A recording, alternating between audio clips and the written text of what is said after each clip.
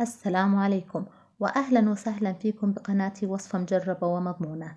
كيكة السينابون هي وصفتنا لليوم، كيكة هشة بنكهة القرفة والكاكاو مع صوص كريمي سهل من القشطة وكريم شانتيه. بتمنى منكم تجربوها وتعطوني رأيكم، وكمان بتمنى منكم دعم قناتي والاشتراك فيها.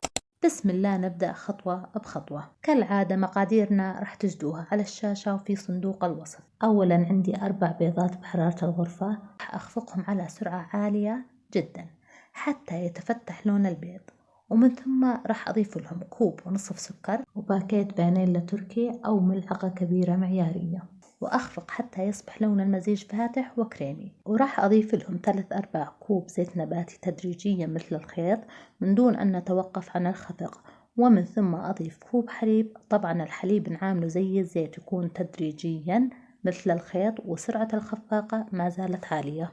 وهلا صار المزيج معنا لونه أبيض وخفيف، ورح نبدأ بإضافة الطحين. وهون رح أخفف سرعة المضرب الكهربائي على أقل درجة. عندي كوبين ونص طحين أبيض متعدد الاستعمالات منخول، رح أضيف أول كوب مع ملعقة كبيرة بيكنج باودر، وأخفق حتى يصبح المزيج متجانس وملمسه ناعم وخالي من التكتلات، ومن ثم أضيف الكوب الثاني وأخلط من جديد حتى يصبح المزيج ملمسه ناعم وخالي من التكتلات. وهلا راح أضيف آخر كمية من الطحين اللي هي نص كوب، وأخلط من جديد حتى يصبح المزيج ملمسه ناعم. وهلا راح أزيل الطحين الموجود على الجوانب بسباتولا، ومن ثم أقلب الخليط من الأسفل إلى الأعلى للتأكد من عدم وجود كتل للطحين، وأخفق قليلا. ما لازم بالغ بالخلط بهاي المرحلة. هيك المزيج جاهز معانا. راح آخذ ثلث الكمية تقريبا وأضيف لها 3 ملاعق كبيرة كاكاو وملعقتين كبار قرفة بودرة. لازم نخلهم جيدا قبل الإضافة للتخلص من التكتلات. راح أخلطهم مع المزيج وأضيف لهم حليب تدريجيا حتى يصبح عندي كثافة مزيج الفانيلا مقارب لكثافة مزيج الكاكاو والقرفة. تقريبا احتجت ربع كوب، وممكن انتو تحتاجوا أقل.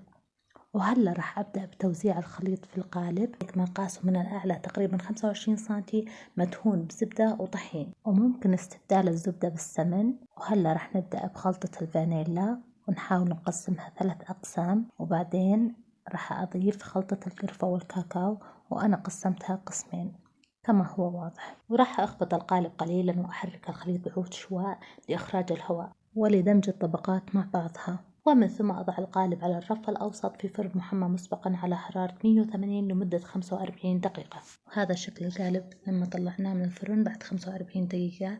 راح أتركه من 5 إلى 10 دقائق يرتاح بالقالب، ومن ثم أقلبه. لما أقلب الكيك دائما أنا أضع على الطبق ورق عادي أو زبدة علشان ما يرطب الكيك، وممكن تقدموه زي هيك أو ترجعوا تقلبوه بالشكل هذا. أنا بصراحة أفضل الشكل هذا. بعدين أرجع وأغطي الكيك بقماش قطني عشان يضل رطب وما يجف من الهواء. وبينما الكيك يبرد راح أجهز الصوص الأبيض. عندي باكيت قشطة، راح أضيف له القليل من الفانيلا، نصف باكيت تقريبا، ملعقتين كبار سكر بودرة، وربع كوب حليب بارد، مهم جدا إنه يكون بارد. أخفقهم مع بعض، وراح أرجع أضيف لهم باكيت كريمة شانتيه، وأخفق حتى أحصل على مزيج كريمي.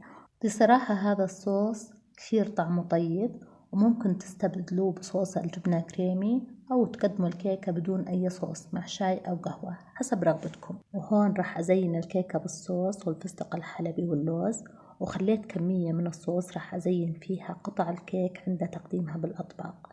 طبعا الزينة حسب رغبتكم. وهاي كيكتنا أحلى كيكة، كيكة هشة وطرية وارتفاعها 10 سنتي. وإذا عندكم أي ملاحظات يا ريت تكتبوها في التعليقات، راح أرد عليكم إن شاء الله. وآخر إشي بتمنى منكم دعم القناة والاشتراك فيها.